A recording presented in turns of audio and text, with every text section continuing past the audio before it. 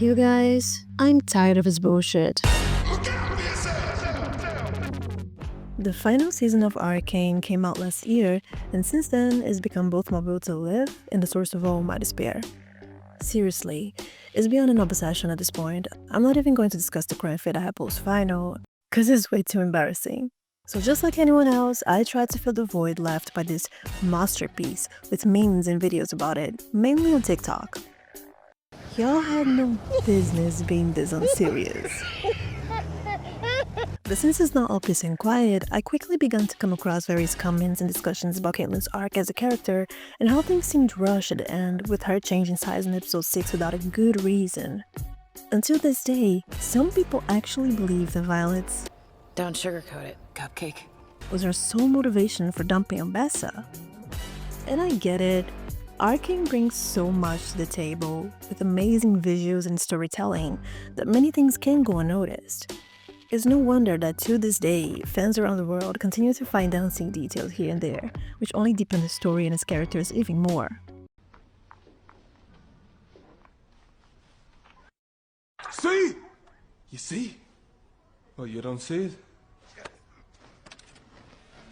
He moves! Right there! Wait! Right there! Coincidence? I think not! But many of the comments I see about Caitlyn's arc are kind of annoying me. In my opinion, she's one of the best written characters in Arcane, and I genuinely enjoyed how they finished the story. Let's get this straight. Do I think Arcane's final season was a bit rushed? Sure. But do I think they left as many questions unanswered as a bunch of people do? Absolutely not. Especially when it comes to Caitlyn. So I decided it was time for me to offer my 2 cents on this topic. But remember, this is my opinion and you're completely free to have your own. Quick recap of when it all started to go downhill. Caitlyn's mother is dead. Not only dead, but killed by Jinx, who coincidentally happens to be the sister of the girl Kate was developing feelings for. What a lovely family moment. At first, she doesn't seem to register her mother's death very well. She doesn't fully open up to grief, and this prevents her from feeling the pain of loss. That's the first point I want to discuss. Grief. As in any narrative, people tend to take sides, to compare characters in an attempt to justify the actions of their favorites, even if they're questionable. But in doing so, many people fail to understand that Arcane has no interest in pointing out favorites, in pitting good against evil, but rather in showing the consequences of a society that is unequal, disunited, and at war for so many generations that they probably don't even remember how it all started. There's a lot of comparison between the loss suffered by Vi and Jinx with the loss suffered by Cade. But grief is unique to each person. It's something that can't be measured, let alone compared. For some, it lasts a lifetime, for others, much less. So it doesn't matter who has lost the most famous members, at the end of the day, grief is grief. Even if she doesn't accept it or understand it very well, Caitlyn is grieving. But not only did her mother die, she was assassinated by someone Kate's been trying to capture for some time, but without success. Someone who in her eyes is a dangerous, out-of-control person. Every time Caitlyn has had contact with Jinx, something bad has happened, either to someone else or to her. The flying cargo ship, the fire, the tower, and the explosion on the bridge. And now she had not only witnessed yet another cruel act by Jinx, but that act culminated in the death of her own mother. And here we come to the second point to be discussed. Guilt. At Jinx's crazy dinner party, Caitlyn had a chance to shoot her, to capture her once and for all, but she hesitated because of her feelings for Violet. So a part of Caitlyn blames herself for her mother's death. I had the shot. And guilt is probably one of the most dangerous feelings on an individual level. It eats you alive, slowly destroying you and preventing you from moving on. It's like eternally reliving the most painful moment of your life in a kind of punishment. No wonder many people believe that this is how hell works. Grief and guilt are two of what I believe to be the three pillars that support Arcane's story and characters. I'll tell you about the third later. Lost, confused, and experiencing a whirlwind of emotions, Caitlin slowly sinks into a part of herself that she wouldn't want to. And she knows it. She understands exactly that the path she's on doesn't seem very nice and is actually quite dark and dangerous. In a conversation with Jace, she invites us into her mind. She explains what she's feeling, that she finally realizes how easy it is to hate those on the other side of the bridge when they strike back. By then, she knew that Vi and Jinx had their parents murdered by enforcers, the people who wore the same uniform that Caitlin herself now wears. She knew that, just as she was grieving the loss of her mother, many Zelenites had also lost loved ones at the hands of Piltover, through the negligence of the council of which her mother was a member. But as I said before, grief is grief. And despite what she represents as part of the masses, individually Caitlin had no part in the assassination of Jinx's parents. So even though she tries to fight this spiral of resentment, grief and guilt make this battle almost impossible. And that's when the desire for revenge arises. She knows who killed her mother, and she has the means to get to that person, but how far is she willing to go for her revenge? I'm a therapist, and for psychoanalysis, conflict is the basis of being human, no matter the level of complexity. We always want to be, to have, or to do something, and some obstacle, family, world, laws, religion, whatever, will be right there to prevent us. And although conflicts are a source of suffering, they also keep us going, allow us to change and evolve as human beings. But when it becomes intolerable, one of the ways of dealing with some conflicts is by creating excuses, fantasies, illusions to make everything easier. Caitlin's illusion lies in her revenge. As a way of not feeling the loss of her mother and of compensating for her guilt, she clings to the desire for vengeance as if it could change anything. She dehumanizes Jinx, hides behind her uniform, and puts on this facade of righteous defender against the lunatic terrorist who threatens the entire city, be it Zaun or Piltover. She still tries to be reasonable, but she's already showing signs of losing control. But when once again she fails in her mission to stop Jinx, and once again because of the girl she's in love with, Caitlin loses herself completely. Her once sweet, curious and expressive face becomes cold and distant. It was precisely at this moment that Caitlin hit rock bottom and reached the apex of her suffering. Here she resembles her worst enemy. But while Jinx goes berserk externally with her fits of madness, Cait loses control mentally. Honestly, she's a complete mess at this point.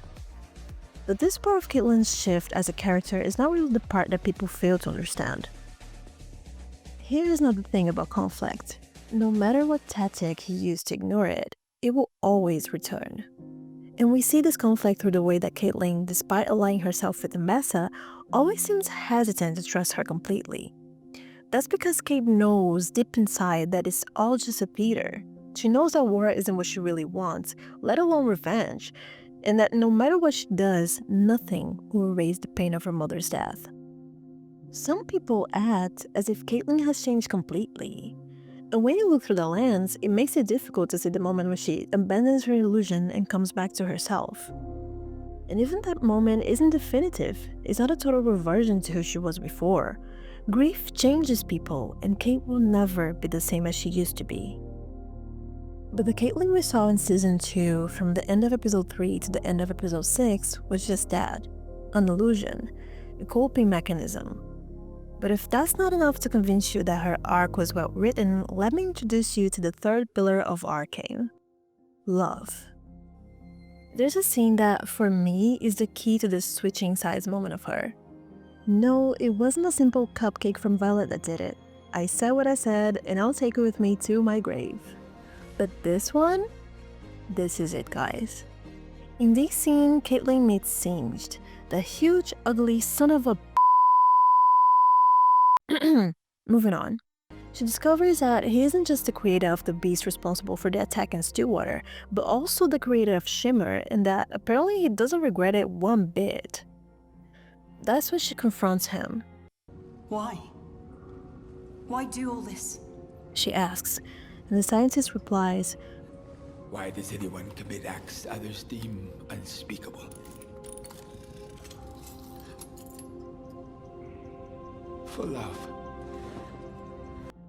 And who else is acting for love? Who else is committing acts others deem unspeakable for love? Who else has given up their principles for love? You get a cookie for answer with Caitlin. In that moment, she confronts the very path she's taking. She realizes that there isn't much difference between her motivations and those of Sage, whom like 2 minutes ago she has made a point of calling a monster. You're a monster. Bitch, you better be joking. It's in him that she sees the absurdity of her own actions and is faced with what could happen to her if she continues to act this way. But who can she turn to? Her father is grieving, Jace is nowhere to be found, Maddie is just a distraction, and Violet, well... Caitlin is now carrying the weight of the world, her own feelings, and Piltover's entire army on her back. My girl is alone, so she clings to the only person she has at the moment, Ambessa fucking Medarda. I don't care what you think, y'all, this woman is fire. Like, she's bad, but also she's the epitome of a warrior mommy, so she gets a pass. But hold my hand when I say this. As different as Ambessa is from Caitlin's mother, in a twisted way is precisely Cassandra that she represents. At least to Kate. And it's not an association she makes consciously, at least I don't think so, but it's there. It's real. We don't have many examples of the relationship between our cupcake and her mother, but using the context and a few scenes they have together to my advantage, it's clear that they had some beef with each other from time to time. Cassandra was the leader of the Kiramans, had a seat on the council, and was the one who seemed to have the last word in the house. Together with Tobias, her husband, she made a point of protecting Kate from all danger, even if that meant controlling her daughter's every move. But even though this overprotection and need for control was something that Caitlin most likely didn't appreciate in her mother, it was also one of the things that represented Cassandra in her life, and that, to a certain extent, also spoke of a mother's care and love for her daughter. In her mourning, Caitlin looks for that in someone else. Ambessa is a strong and imposing woman, the leader of her household, used to giving orders. She takes on the role of Caitlin's guide, pointing the way, just as a mother used to do. It's really sad if you think about how Ambessa takes advantage of this moment of vulnerability to use Kate for her own purposes. But then, the sexy, emo, angry oil slick shows up and finally gives her the last push she needed to snap out of her shit. When Vi calls her a cupcake, it reminds Caitlin of everything they lived through together, that she still has someone or something to hold on to, that she can feel more than just hurt, sadness, and guilt. Caitlin remembers that she's in love. And when she finds out that Vi is there trying to save her father, Caitlin finally asks herself, what the actual fuck am I doing? She knows the pain of losing someone. She would do anything to go back in time and save her mother, so how could she stop Vi, the girl she loves, from doing the same? So, there she goes, trying to make up for her mistakes by helping her girlfriend save her father-in-law. And that, ladies and gentlemen, is my explanation for her switch up. Not quick, not underdeveloped, but subtle, nuanced, just like real-life people. And honestly, even if Violet was indeed the only reason for her to betray Ambessa, can we fucking blame her? I mean... With that said, I suggest you rewatch Arcane patiently and carefully. No, not all the answers are there, but the vast majority are. Nothing in that show is by chance. Arcane took almost a decade to premiere, guys. Those people are crazy when it comes to details, and just as they put a lot of time and passion into the show, they probably want us to do the same. Arcane is a masterpiece and deserves to be savored like a fine wine, slowly and with appreciation. Let me know your thoughts in the comments, and I hope you enjoyed the video.